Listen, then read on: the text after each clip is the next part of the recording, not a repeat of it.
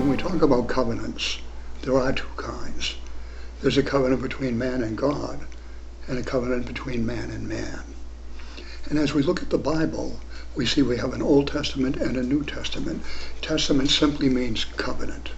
So we have the Old Covenant and the New Covenant. Our Pilgrims, being a product of the Reformation, lived under the New Covenant. As we go through the Old Testament, we notice that every time a covenant was made in the Old Testament with God, it failed. It never happened. So what God needed to do is make a new covenant. For us, that would be more easy to do because God would do most of the work.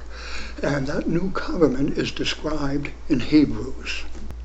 For this is the covenant that I will make with the house of Israel after those days, says the Lord. I will put my laws into their minds and write them on their hearts.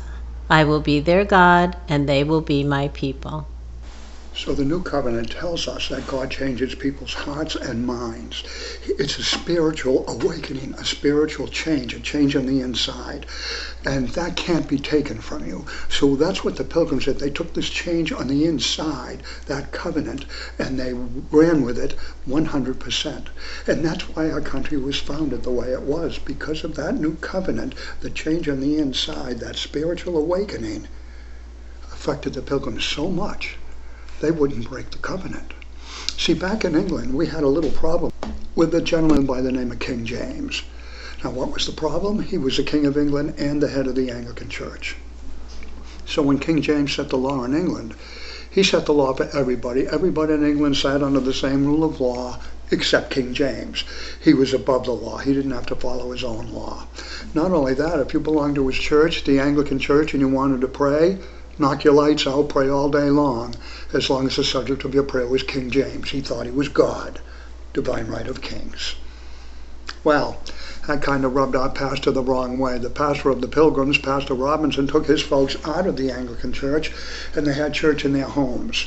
In other words, the Pilgrims separated from the Church of England. That's why we're called separatists.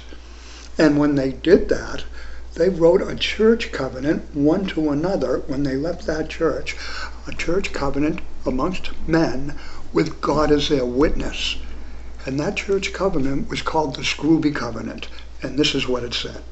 We, as the Lord's free people, join ourselves into church estate in the fellowship of the gospel to walk in all his ways made known, or to be made known unto us according to our best endeavors, whatsoever it should cost us, the Lord assisting us. Now keep in mind, in England, you had to belong to the King's Church. That was the law. And if you didn't, you would be persecuted. So these Pilgrims separated, and they were going to be persecuted because they left the Church of England. But when they got together, and the Scrooby Covenant was voluntary. You didn't have to belong to their church. But if you're going to belong to their church, follow the rules. And that's all it was. Loving one another under God, and that covenant was so strong they would not break it. But they did have a little issue. They did get persecuted, and they got forced out of England and went to Holland for 12 years where they could worship freely. While there, the congregation grew to over 300 people. But the question, of course, is this: why didn't they just stay in Holland? They could worship freely. What's the big deal? They could worship freely, but Holland was liberal enough to let you do that, and it was liberal in every other way. Now the children are learning the liberal ways of the Dutch. We're losing our children. They're running off on boats.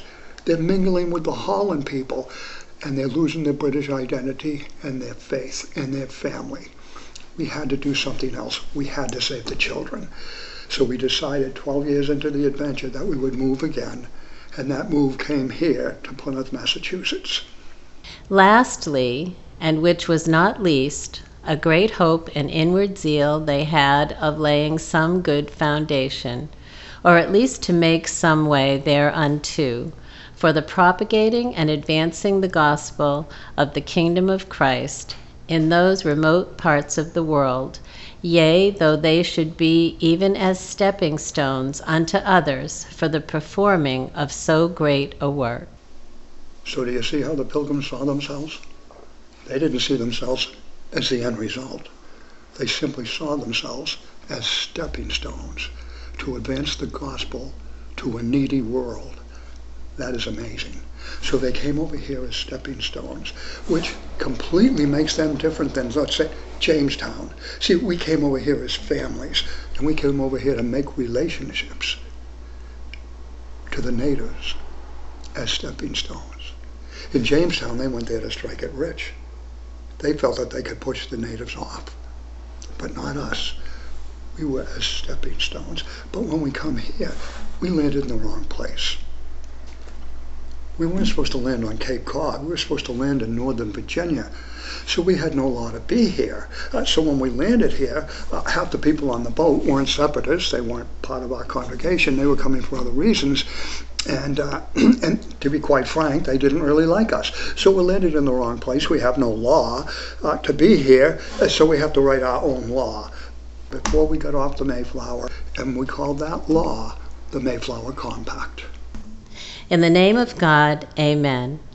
We whose names are underwritten, the loyal subjects of our dread sovereign Lord King James, by the grace of God of Great Britain, France, and Ireland, King, Defender of the Faith, etc., having undertaken for the glory of God and advancement of the Christian faith and the honor of our King and country, a voyage to plant the first colony in the northern parts of Virginia, do by these presents solemnly and mutually, in the presence of God and one another, covenant and combine ourselves together into a civil body politic for our better ordering and preservation and furtherance of the ends aforesaid, and by virtue hereof do enact, constitute, and frame such just and equal laws, ordinances, acts, constitutions, and offices from time to time, as shall be thought most meet and convenient for the general good of the colony, unto which we promise all due submission and obedience. The Mayflower Compact, another covenant with God, a covenant that says we will form a body politic with God in charge. And again, it's voluntary. You do not have to belong to Plymouth. But if you're going to belong to Plymouth, follow our law. And that's how we built our society, under a covenant with God. And if you notice what just happened, in England, the power structure went from God to the king, thinking he was God's representative on earth, eventually God on earth, to the people. But with the Mayflower Compact, it goes from God to the people to the king or the representative. The power structure just changed. Now whoever the representative is responsible to the people, as long as the people stay responsible to God. Change the world. But with that does come a responsibility. Our responsibility is to put people in office, elect our people who have character, integrity, and virtue. And if we do not do that, this whole thing fails. We have to be responsible to keep people in line with God, to keep our country in line with God. See, God's a God of order. And if we do not keep God where he needs to be on his throne, we're going to have disorder. Today we have disorder. Because today, we're trying to remove God from his throne. And when you do that, it leaves a void. And you're not going to like it. Because the void will be evil.